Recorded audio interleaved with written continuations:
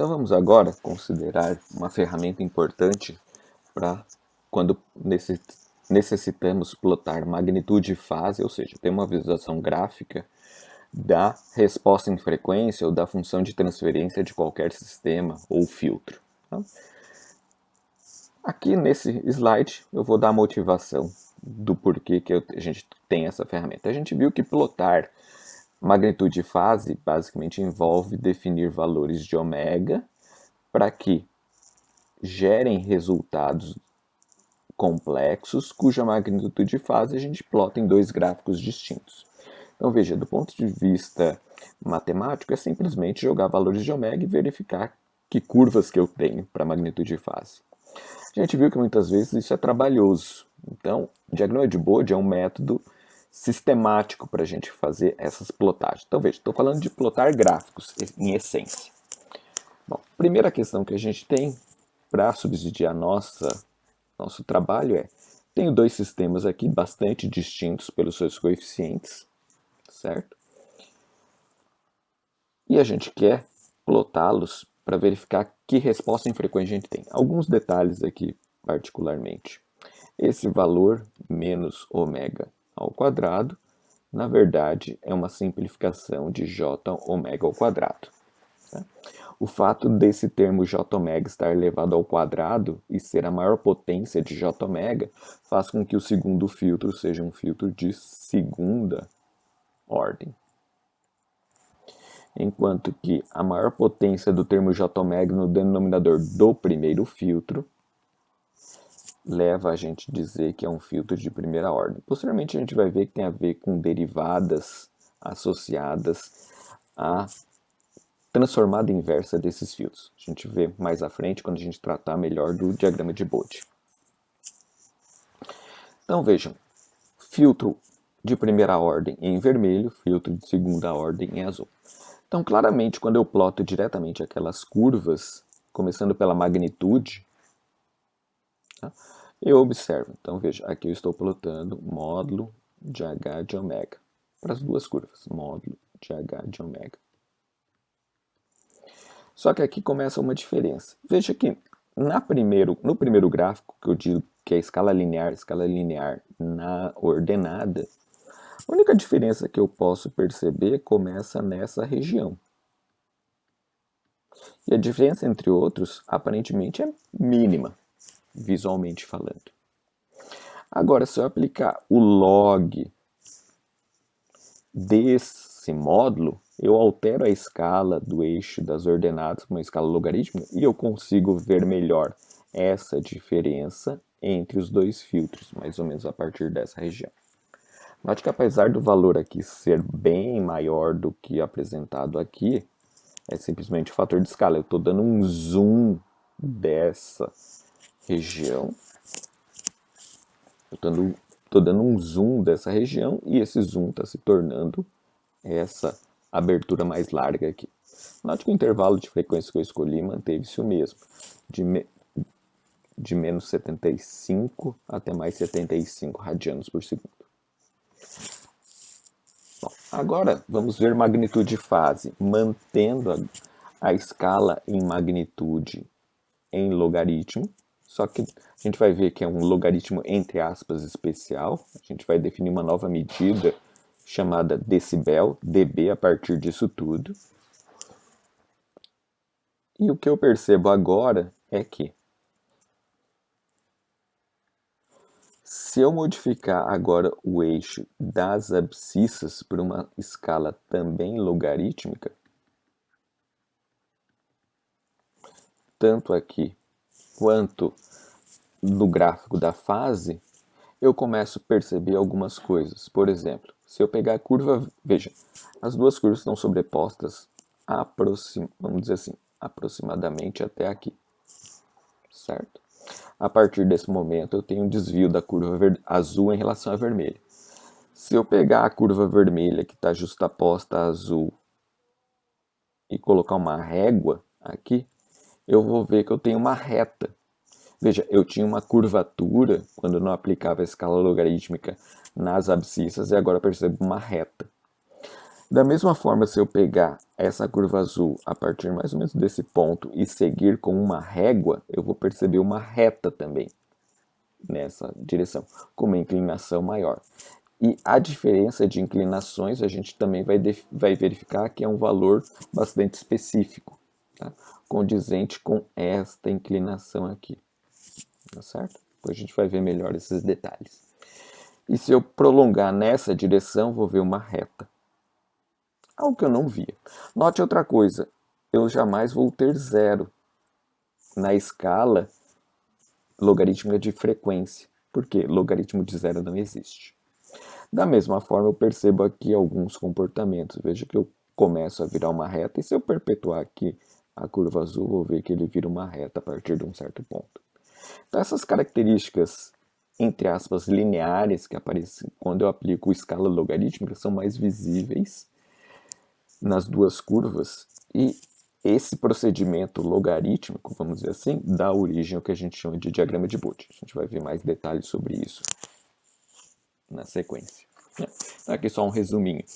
Sistemas distintos podem apresentar similaridades quando a gente traça eles em escalas distintas. Tá? Então, mesmo sistemas que são bastante distintos em termos de coeficientes, apresentam similaridades que podem ser expostas de melhor maneira quando eu uso uma escala distinta, que é basicamente escala logarítmica. Tá?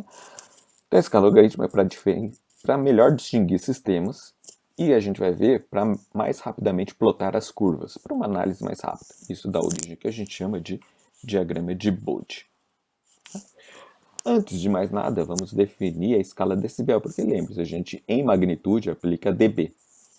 A gente vai usar a escala decibel porque é uma medida que a gente já conhece, já deve ter ouvido antes, e ela lida basicamente com uma razão de potências. Então veja, decibel é uma razão entre duas potências, onde eu vou dizer quantas vezes uma potência é maior do que outra, ou quantas vezes a potência de um sinal é maior do que a potência de outro sinal.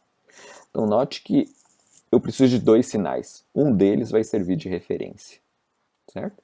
Então, como eu estou tratando de potência, eu tenho razão entre potência, e decibel é definido como 10 log 10 desta razão entre potências. Quando eu não tenho uma referência, geralmente a gente associa a potente referência ao valor 1, certo? Mas sempre é uma medida relativa. Eu tenho um padrão a partir do qual eu vou verificar quanto o meu sinal em potência é maior ou menor do que esse padrão, certo? N vezes maior, N vezes menor, certo? Então veja, vamos ver alguns resultados notáveis aqui para a gente pensar. Se o meu sinal é 2 vezes a potência de referência, o que eu vou ter vai ser... Vou colocar aqui, ó. Então eu teria 10 log 10 de 2P de referência dividido por P de referência. Naturalmente eu tenho 10 log 10 de 2, e isso dá o valor 3, que a gente 3, alguma coisa, a gente arredonda para 3 dB. Naturalmente, quando eu tenho metade, veja que é cálculos bem simples de serem feitos. Eu vou ter aqui 1 sobre 2, já simplificando, certo? E 1 sobre 2 é menos 10 log 10 de 2, que é o valor que eu acabei de encontrar, menos 3, alguma coisa. Então veja, esses valores notáveis 3 dB positivo e 3 dB negativo são valores que eu tenho dobro da potência e meia potência. Lembrando daquele valor notável que a gente tem. Meia potência é menos 3 dB. Ou, vamos assim, uma forma de ver em escala logarítmica, meia potência. E aqui outros valores notáveis. Se eu tiver um sinal cuja potência é 10 vezes a potência de referência, 10 dB. 1 décimo menos 10 dB. 100 vezes 20 dB, 1 centésimo menos 20 dB. E assim progressivamente, vejo que matematicamente é bastante simples o cálculo envolvendo esses sinais, o logaritmo desses sinais, certo? Só no 3 que a gente arredonda e, historicamente, a gente acaba usando log 10 justamente para lidar com 10 vezes ou 1/10, ou potências de 10, como eu já mencionei anteriormente. Né? Outra coisa que a gente viu que a gente trabalha no eixo das abscissas em frequência, também numa escala logarítmica. Desculpem aqui a escrita, tá, gente? Só porque é um pouco mais trabalhoso aqui no PowerPoint. Né? Então aqui a gente tem duas situações também, vejam, tudo relativo. Se eu tiver uma frequência x, a frequência situada em 2x está a 1/8 acima da frequência x. Se eu tiver isso como metade, eu estou com 1/8 abaixo. Vou colocar aqui, ó, mais 1 e aqui menos 1/8. Então veja, relativo, certo? Se eu descer aqui metade para x sobre 4, significa que desse intervalo eu tenho menos 2/8. Veja que oitava é notação de música, geralmente. Notas têm uma relação, dependendo do sistema musical, tem uma referência distinta, mas o princípio de oitava é o mesmo. Dobro de uma referência, metade de uma referência, ou múltiplos de 2. Década é equivalente, se a gente pensar também aqui na frequência. Se eu tiver uma frequência x, uma frequência em 10x está a uma década positiva acima dessa frequência x. Se eu tiver 1/10, e veja que aqui eu estou meio fora de escala, naturalmente este intervalo é bem menor do que esse intervalo, mas em termos de logarítmico é o mesmo. Eu estou uma década negativo.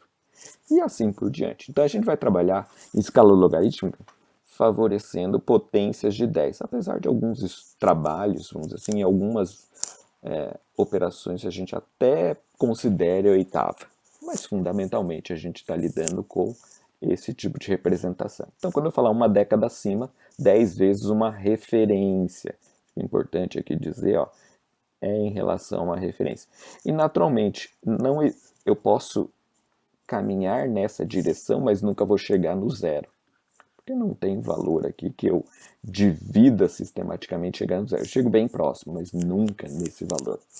Mas claro que a gente pode considerar o zero como menos infinito décadas. Tá certo?